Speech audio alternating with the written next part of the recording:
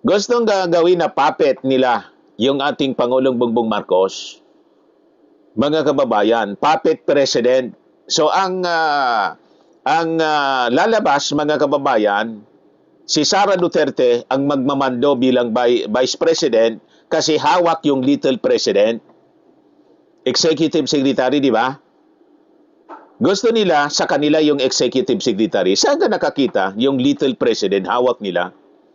So ano na lang ang kalagayan ng ating Pangulong Bongbong Marcos? Puppet nila.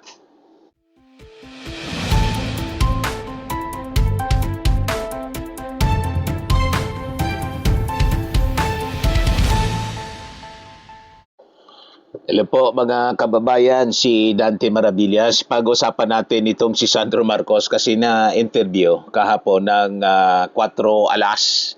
May matindi pong revelasyon si Sandro Marcos na malamang mag-oramintado na naman dito si Sara Duterte at yung mga DDS.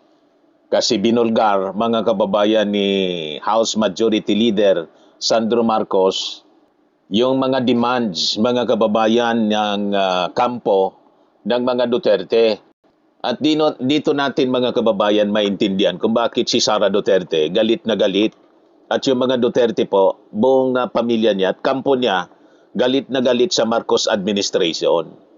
Kasi nireject ng ating Pangulong Bongbong Marcos yung mga demands nila. Kasi yung mga demands po talagang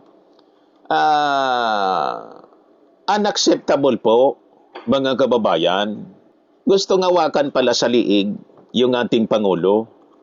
In exchange, mga kababayan, ng support ni Digong. Kasi pumunta daw itong si President Bongbong Marcos, kandidato pa lang siyempre noon. Kasama yung kanyang anak na si Sandro Marcos.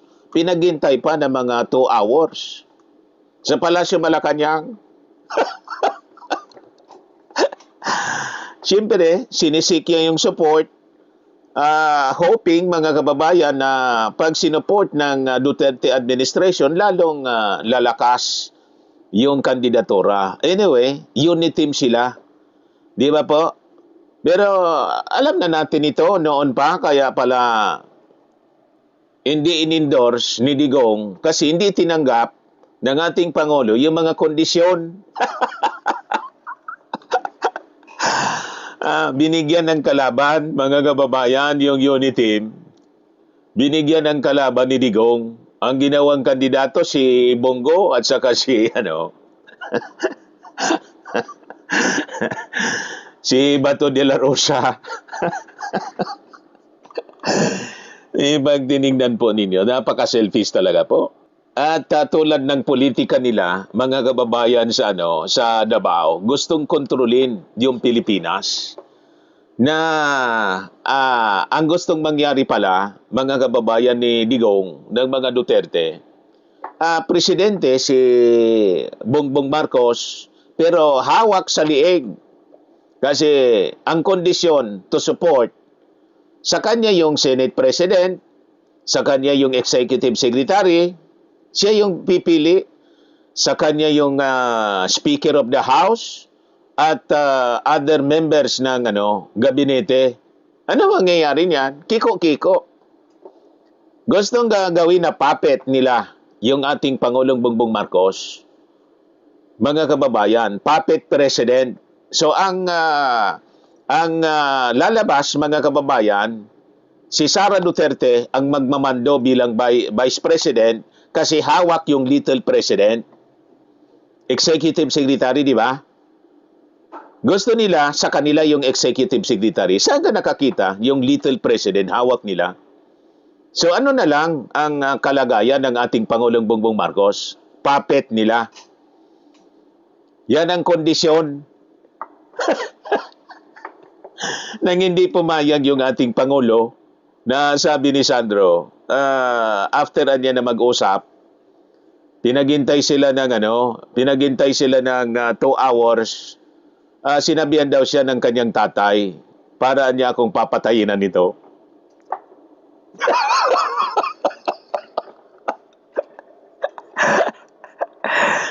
Ganon katindi, mga kababayan. Yan ang balita ngayon. Oh. Sandro Marcos bears Duterte camp demands for backing dad in 2022 polls. Sabi dito sa report ng Philippine Daily Inquirer. Ito, interview, exclusive itong interview, mga kababayan, ng 4 de alas sa DCMM, Prime TV.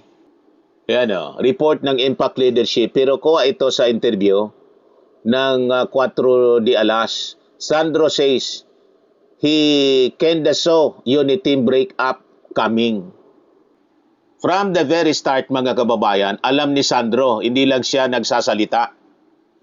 Po respeto sa kanyang tatay, at sa ka-unit team na si Sara, hindi siya nagsasalita. Ngayon lang siya nagsalita. Pero alam niya na yung relasyon, mga kababayan, is fragile, babasagin. Kasi yung mga kondisyon po, mga kababayan, ay hindi katanggap-tanggap. Na hindi nga po tinanggap ng ating Pangulo, pero natuloy yung unit team. Pero as a result ng hindi pagpayag ng ating Pangulo, kasi di ba, hindi man po in-endorse, mga kababayan. As a consequence niyan, na hindi po sinuport yung unit team, nagkakampanya pa lang po, sinasaraan na ni kasi hindi nga pumayag yung ating Pangulo, sinisiraan na ni Digong, hindi kinagat yung mga kondisyones. Kasi sino yung kakagat nun? Magiging kiko-kiko ka? Hawak ka sa liig ng dating presidente. Parang presidente ka nga, pero ang nasusunod si Sara, vice presidente. Kasi yung executive secretary mo, the little president, hawak nila. Di ba? Pati yung Senate president, galing sa kanila. Speaker of the House. Kaya siguro, mga kababayan, now we understand kung bakit gusto nilang ikudita si Speaker Martin Romualdez. With this revelation ni Sandro Marcos, dito natin maintindihan kung bakit galit na galit ang kampo ng Duterte kay Martin at ginagamit, mga kababayan, itong mga maleta boys para ipin down sana si Martin Romualdez. Nagbaliktaran na po yung mga maleta boys. Nag-self-destruct, mga kababayan, yung mga maleta boys na puring-puri yung kampo ng mga Duterte. Lalo si Sara, puri-puri yung mga maleta boys na ginagamit nila sa destabilization. Kaya pala, mga kababayan, wala silang tigil sa destabilization. Kasi hindi nangyari yung kanilang gusto. Ibigay ko muna sa inyo, mga kababayan, yung kwento. Ayan o. Sabi dito sa report ng Inquirer, pero galing ito sa interview ng 4 de alas. Ibigay natin yung kredito where the credit is due. Representative Marcos bears Duterte admin demands in exchange for backing dad in 2022 polls. Ito yung programa, interview, kwentuhan with Representative Sandro Marcos, 4 de alas. Kende saw it coming. Representative Sandro Marcos sa paghiwalay ng unit team. Kahit man po sinong matinong politiko, hindi papayag sa kondisyon na ganun. Ano yan? Kaya, pinagpatuloy, mga kababayan, ng ating Pangulong Bongbong, yung pagkandidato, may unit team, walang endorsement kay Digong, panalo landslide. Walang credit sa mga Duterte. At nanalo, mga kababayan. Tama yung mga analysis natin. Nanalo si Sara Duterte kasi po 31 million doon, Marcos supporters. At sabi ko sa inyo, nanalo yung mga Duterte, si Digong, dahil po sa Marcos loyalist. Okay po? Kaya lang, nagamit na yung mga Marcos supporters, naging Duterte supporter po. Kasi, di ba, yung mga galit sa mga Dilawan, yung mga Marcos sa mga Dilawan, nilagay nila si Digong. At kasama tayo doon sa bumoto, mga kababayan. And later on, lumaki yung ulo ng mga Duterte, feeling nila sila yung magaling at saka utang na loob dapat sa kanila kung mananalo si PBBM. Nanalo po si BBBM ng walang support sa mga Duterte. At kung 32 million ang boto ni Sara, dahil yung Duterte supporters hindi po bumoto sa Marcos. Pero yung Marcos supporters bumoto kay Sara Duterte, kaya 2 million sila. Pero yung destabilization hindi nila magawa kasi nga po solid ang Marcos supporters. Kukunti lang sila, mga kababayan. And the Marcos supporters na sumuport kay Sara, nag-withdraw na po ito at lahat. Yan ang rason kung bakit hindi sila makapag people power. Yan ang tamang analysis po, mga kababayan. At huwag kayong maniniwala na may utang na loob sa mga Duterte yung Marcos. Baliktad po, ang may utang na loob po sa Marcos yung mga Duterte. Kasi hindi sila kilala, nakilala sila at naging national politician dahil po sa support ng mga Marcos supporters. Ang Marcos po, 1960s pa, sikat na po. At yung boto ng Marcos, mga kababayan, na landslide, yun ang nagpa-landslide sa Uniteam. Nadamay lang nagkinabang si Sara Duterte. Never in history of our country sa politika na yung mga sumunod na mga leaders nakakuha ng ganon na landslide vote. Kahit si Digong, 16 million dahil po sa Marcos supporters. 14 million yung Vice Presidente si Leni Robredo. Pero alam na natin yung nangyari. Yung 200,000 na lamang ni Leni, parte yun ng magic. Dapat ang panalo nun, mga kababayan, si Bongbong Marcos. But anyway, bigay ko sa inyo yung kwento.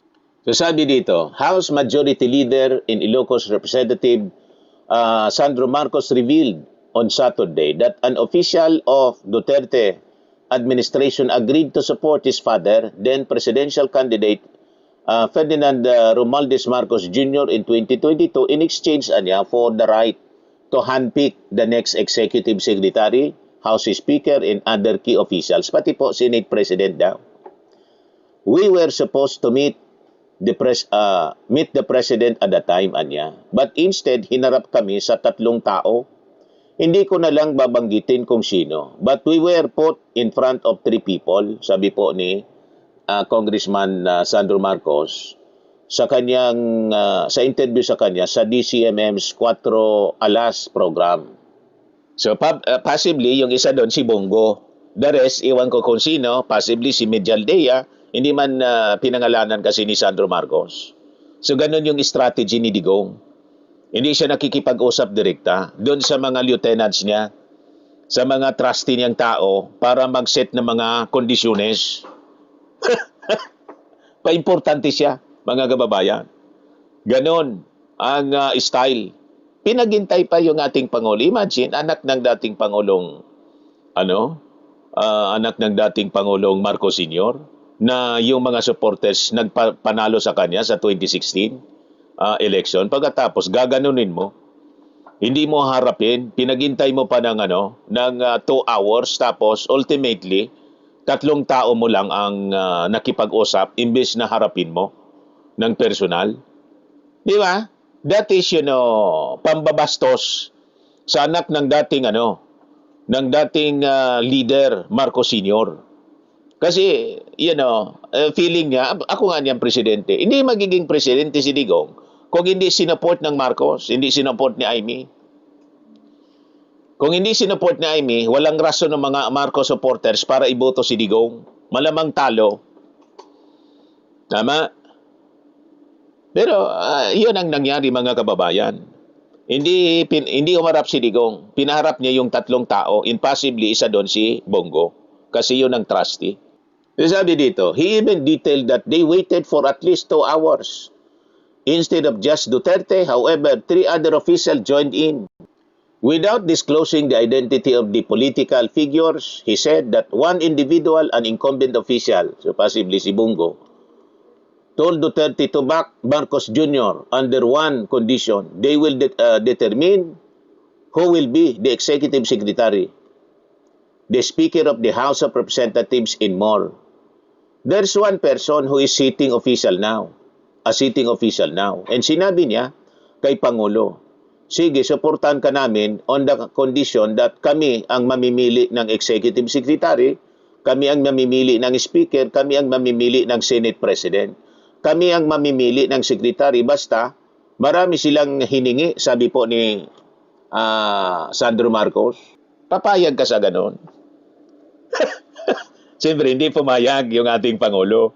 Yun ang rason pala, kaya linagyan ng kalaban, si Bongo yung nilaban, mga kababayan, tapos si Bato de la Rosa, Vice President. Pero hindi man yun, Hindi man yun seryoso. Si Bongo, nilagay niya bilang alas na, sige niya, lalagyan kita ng kalaban. Bumaliktad din si Bongo kasi hindi man kaya yung popularity ng ating Pangulo.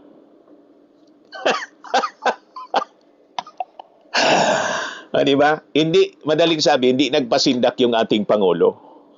So, nangyari mga kababayan, as we know, mga kababayan, diba? Biglang nag-file for President si Bongo. At during the campaign, mga kababayan, ginajab-jab ni Digong, sinisiraan yung ating Pangulong Bongbong Marcos. Kasi siyempre, nag-decline yung ating Pangulo to accept the conditions. Nag-gets na ninyo kung bakit masamaan yung loob nila? At yung demand ni Sara Duterte, mga kababayan, na siya yung DND Secretary, hindi din nangyari. Kasi alangan man, kontrolado ng Duterte yung defense. Ano mangyari? Nabasa na ng ating Pangulo yung intensyon ng mga Duterte. Gusto siyang awakan sa liig. And possibly, ito na nga, destabilization. Pero hindi sila nagtatagumpay, mga kababayan, sa mga attempts. You see? At sabi nga ni Jose Claire Castro, na panood ko yung kanyang analysis commentary. Kaya pala niya, sabi ni Jose Castro, noon pa man, Vice President-elect pa lang si Sara Duterte. Nagpasiguro na siya. Sabi ni Jose Castro, may hiwalay siyang security. Yung BP SPG, di ba? Ay, BP, tama, Vice Presidential Security Group, hiwalay, mga kababayan. Na ang nag-organize yung mga tao ni Digong, mga kababayan. Dating Defense Secretary niya, yung nagdidikta. Para yung loyalty kay Sara. In case, pinipredict na ni Sara Duterte yung pag-iwalay nila. Kasi nga, may nangyari sa loob na hindi nagustuhan nila nang i-reject mismo ng ating Pangulo yung demand ng Executive Secretary, Speaker, Senate President, and other secretaries, handpick niya. Imagine, little president, tao ni Digong, sa magiging kiko-kiko, mga kababayan, yung ating Pangulo. It will render the President inutil. Sila yung magpapatakbo ng gobyerno. Yung madaling sabi, figurehead lang yung ating Pangulo, pero sila ang nagpapatakbo ng gobyerno. Payag ka sa ganon? Now you know, naintindihan na natin kung bakit galit na galit sila sa ating Pangulong Bongbong Marcos. Yan ang sabi dito. The revelation followed a question about the fallout of the unity team, Marcos Jr. and Vice President Sara Duterte's tandem, which the lawmaker said was due to a power struggle. A part of me kinda saw it coming, hindi dahil sa isang tao, kundi dahil sa dami ng iba't ibang partido sa paligid, sa dami nilang it was a power struggle. Yan ang sabi ni Sandro. Nung nangangampanya na ang aking tatay, tapos hinihingi niya ang suporta ng Malacanang, tinawagan kami, pinapunta kami sa Malacanang. Pinahintay kami dyan, mga 2 oras kami na kahintay. We were supposed to meet the President at the time, but instead, hinarap kami sa 3 tao. There was one person who is sitting official now. Sinabi niya kay Pangulo, sige, suportahan ka namin on condition na kami yung mamimili ng ES, kaming mamimili ng Speaker, kami mamimili ng Senate President. Baka gusto nila si Alan Peter Cayetano kasi, di ba, Vice President ni Digong na natalo. Na ngayon, sa revelasyon ni Sandro Marcos, maintindihan natin kung bakit ganon naglalaway na mahawakan yung Senate presidency by hook or by crook at kumapituko. Kaya lang nakabitaw pa rin si Alan Peter Cayetano. Sinugal mga kababayan ni Bato de la Rosa para wrestlingin si Tito Sen as Senate President. Pero na-trap mga kababayan si Bato de la Rosa kasi may warrant of arrest na hawak yung NBI. Nagkandara pa, nagkasugat-sugat sa kakatakbo. Pero naagaw pa rin yung Senate presidency despite ng sakripisyo ni Bato. Munti ka nang ma-deliver pa dahil. Alagi mga kababayan, nakita na ninyo kung gaano sila ganid. Kaya walang tigil sa destabilization. Lahat ng minimitiin nila, ni-reject ng ating Pangulo. Kasi nga po, yung kondisyon, hindi po pwede. Di ba? Payag ka ba sa ganong kondisyon, Senate President, hawak mo? Little President, Executive Secretary, hindi na makagalaw niyan. Tao nila. Speaker, tao nila. Possibly si GMA ang gusto nilang ilagay. So hindi maka-implement ng mga projects ng kung anong gusto ng ating Pangulo. Si PBBM, tama? In other words, sila ang magpapatakbo ng gobyerno. PBBM, pangalan lang niya. Nakaupo nga siya. Pero hindi man siya po makagalaw, hawak siya sa liig. Lukuhan mga kababayan ito na gustong mangyari nila. Kami mamimili ng sekretary, basta marami silang hiningi. And then we were left the palace, tumingin tatay ko sa akin. Alam mo, kulang na lang, papatayin na nila ako. Sabi ni Sandro, kulang na lang niya, papatayin nila ako. Para hindi makaupo na presidente, mga kababayan. Kasi sa totoo lang po, ang gusto talaga nila na maging presidente, si Sara. Sara nga po. Kaya lang, na-feel nila hindi mananalo nang mag-declare na tumakbo bilang presidente yung ating Pangulong Bongbong Marcos. Hindi mananalo si Sara. Kaya pumayag si Sara na maging vice-presidente. Sa kondisyon na gano'n ang arrangement. Nagets na ninyo? Pero siyempre, ang ginawa ng ating Pangulo, umalis na lang, itinuloy pa rin yung unity team, hoping na si Sara has her own mind na magdidesisyon ng tama. Yung talagang, siyempre, dugong Duterte. Ngayon, yung mga demands kung ano-ano, pati yung helicopter gusto niya siya yung magamit para sa anak niya. Hindi daw tinupad. But pagbibigyan ka ng ating Pangulo, once, twice, thrice, pwede yun. Pero kung gawin mong personal service yung chopper, presidential chopper, masisira mismo yung ating Pangulo. Na yun mismo siguro yung intensyon nila, masira yung ating Pangulo para take over yung vice-presidente. So ever since, yun ang agenda talaga, mga kababayan. I-render yung ating Pangulong inutil para nagpapatakbo ng gobyerno sila. Ito, panoorin natin mga kababayan. Marami talagang, it was a part of me kind of saw it coming. Actually. Hindi dahil sa isang tao, kundi sa daming mga iba't ibang partido sa paligid na sa dami nilang, it was a power struggle. Yes. And I will never forget. And this is the first time kwento ko to. Wow. And Exclusive po sa I don't know if DCMN. the president's gonna get mad. Andito na tayo. Andito na tayo. Mr. President. Nung nangangapanya ng aking tatay, tapos hinihingi niya ang suporta ng Malacanang, Matindi. tinawagan kami. Pinapunta kami sa Malacanang. Pinahintay kami dyan. Mga 2 oras kami nakahintay. Nakatambay lang dun. And then, Matindi. nakaharap kami. I'm never gonna forget. Andun kami sa Presidential Guest House, pinasok. And at the time, there was still no official endorsement from Malacanang. And, Gumapanap pa ngayong presidente. No? exactly.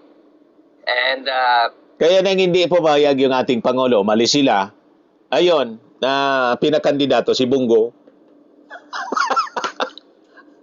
Tapos para hindi masyado makalata, pati Vice Presidente binigyan ng kalaban si Bato de la Rosa, running for Vice President. Ganon maglaro sila, mga kababayan. Matindi po. so we were supposed to meet the president at the time. But instead, hinarap kami sa 3 tao. Hindi ko na lang babanggitin sino. But we were put in front of 3 people, and they essentially, asked, ano plano mo, ano magagawa mo para sa amin, etc., etc. And then there was one. Para sa amin, pansarili lahat. Hindi man lang yung tanong, anong magagawa mo para sa ating mga mamamayang Filipino? Di ba? Di ba dapat ganon ang isang matinong leader? Okay, you seek our support, my support. Ang tanong ko, anong maitutulong mo? Ano yung agenda mo para sa ating mga mamamayang Filipino? Kung magustuhan ko, kalinya ng aking programa sa paglilingkod ko sa ating mga mamamayang Filipino, then I can support you without condition dapat. Yan ang isang matinong leader. Pero kung ang tanong, anong bibigay mong suporta para sa amin? Anong may bibigay mo para sa amin? That is very selfish. So ang gusto, mga kababayan pala, kunin yung lahat ng mga importanteng posisyon. Cabinet secretaries. Kaya pala mga kababayan, pagpunta namin doon sa yung pinatawag kami sa Presidential Communications Office, pati yung Presidential Communications Office, kailangan mga kababayan na kasi yun ni team pa, di ba? Hindi pa nagkakaiwalay.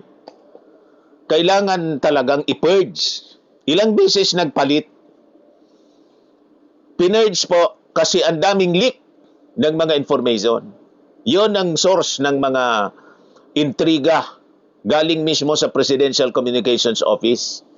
Sa loob mismo ng palasyo, ang daming ahas. Yun ang sinasabi ni Maharlikang puting ahas. So papalit-palit ng mga leaders kasi ang daming tao ni Digong ang naiwan. Now you know kung bakit ganon. At nang i-purge mga kababayan, comes now the outside attacks, comes the propaganda ng mga vloggers nila. Wala nang tigil sa pagpakalat ng mga fake news. Gustong pasukuin yung ating Pangulo, lahat ng uri ng paninira, using the Senate, yung mga kalyado nila, nagpaimbestiga. Mga kababayan tungkol doon sa alleged yung pulburon video na pinakalat nila. Binablockmail yung ating Pangulong Bongbong Marcos, pati dinamay pati si First Lady. Relentlessly, left and right yung atake. Pak. Tapos may maisog rally. Sinabayan pa yung maisog rally. Ng maisog rally, mga kababayan, yung launching ng bagong Pilipinas. Nandun kami ni Mrs. Nagsalita si Sara Duterte. After na magsalita ni Sara Duterte sa bagong Pilipinas, larga siya pa Davao. Maisog rally para mag-atake sa ating Pangulo. Saan ka nakakita? Lantaran, mga kababayan, yung ginawa na pag-atake ni Sara Duterte, member pa siya ng gabinete noon. DepEd Secretary. Kasi hindi man siya tinanggal ng ating Pangulo. Hinayaan siya na mag-resign para walang rason. Di ba? Para walang magamit na propaganda na tinanggal siya. Hindi. Hayaan ng ating Pangulo na umalis ka na lang. Yun nga po yun nangyari. So, napakatindi ng tiniis ng ating Pangulo. Now, you understand kung bakit gustong agawin. Yung protection niya kasi, yung protection ng ating Pangulo galing sa Congress. Di ba?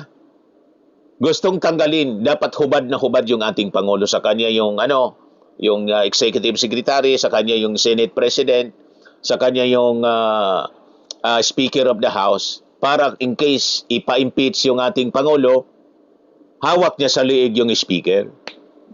Hindi makagalaw yung ating Pangulo. Hostage ng Duterte. Matalino yung ating Pangulo. Di ba? Mga kababayan, now you understand kung bakit walang tigil sila kahit mga imbento.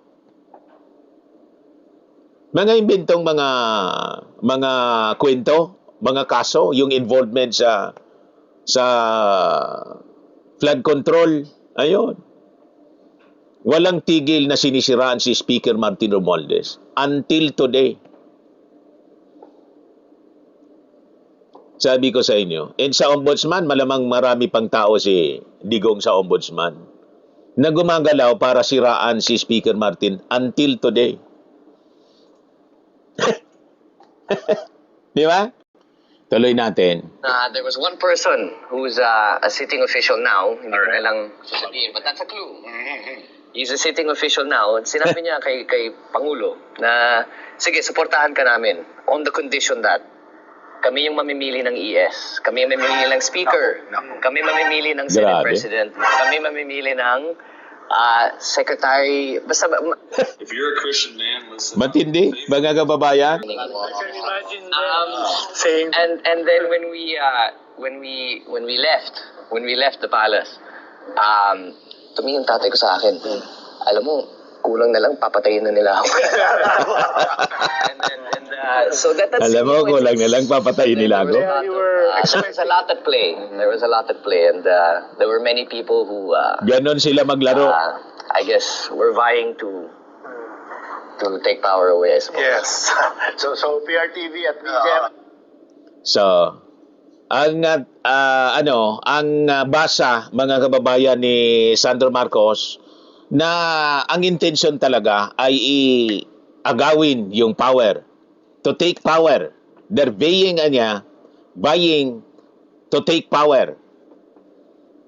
Agawin sa ating Pangulong Bongbong from the very start. Kung mananalo sa eleksyon, talagang ang plano ay agawin yung puder sa ating Pangulong Bongbong Marcos. Kaya nakita ninyo yung mga propaganda, weak leader, sinisiraan po yung first family, na kesyo ang nagmamando daw na susunod, hindi man yung ating Pangulong Bongbong, kundi si Lisa Marcos. Ang presidente niya, si Lisa. Ganon sila manira, mga kababayan. You just got your new super cut of the...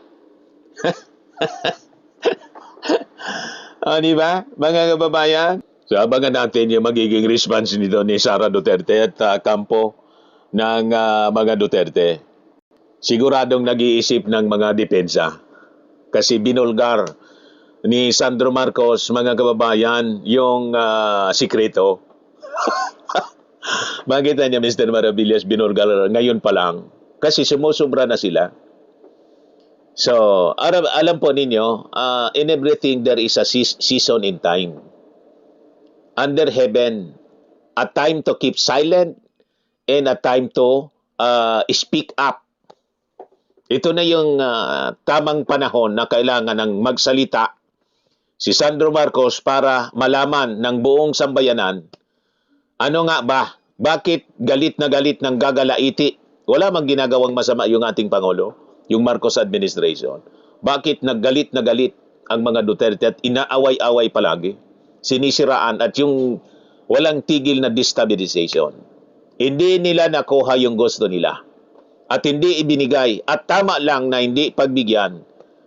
Kasi napakasama naman po na sila yung ibinoto natin yung ating Pangulo pero ang nasusunod Duterte pa rin. Tama, mga kababayan? Gusto nila gawing inutil na presidente yung ating pinakamamahal na Pangulong BBM. BBM. Okay pa? Sa mga naghanap ng malinis and spacious fitness gym, pumunta lang po kayo sa aming Colossal Fitness Gym. We also offer Grab Car Rental with our brand new 2023 model ng Toyota Innova. We also accept booking for those who are planning to travel via PAL, Cebu Pacific, and other airline companies, local and international, and bills payment for Meralco bills, PLDT, Aleco bills, etc. Ang Colossal Fitness Gym is located at 3rd floor Security Bank Building, Landco Business Park, Legazpi City, Albay. For inquiries, look for Chilon Maravillas, contact number 0966-802-0949. Yan yung aming Innova. Lagi na pong matao sa amin. Pati mga foreigners po, tingnan ninyo. Mga British tourists sila. Ang lalaki ng katawan na, mga kababayan, nag-gym sa amin. Ito naman po, Indian National. Ito mga mga European sila. Ito naman po, Firmax Firming and Lifting Cream. Pinapahid po sa mga pulses in other affected area. Mainam po sa mga pains at paninigas na mga kasukasuan. Ito po, Automax Radiant Serum. Sa mukha naman yung application. Anti-aging po siya. You will look 10 years younger than your age. Ito naman po yung bagong product naming binibenta online. I am Worldwide Amazing Pure Organic Barley Powdered Drink Mix from Australia. Mainam po ito sa mga cancer patients. At sa mga gusto naman po ng healthy choco drink, choco barley na po, I am Amazing Choco Barley na po. Lumipat na po kayo. For your inquiries and orders, dumiretso na lang kayo sa aking anak na architect entrepreneur, Riz Maravillas. Sa mga naghanap naman po ng mga imported bags and wallets, dumiretso na lang kayo kay Ma'am Aileen Rosales. Aileen Closet po. Nakabase siya po sa Amerika. Yan yung kanyang live streaming. Every Sunday po, mamayang gabi, 7 o'clock in the evening, Philippine time. Pwede po kayong manood sa kanya at mag-order ng live.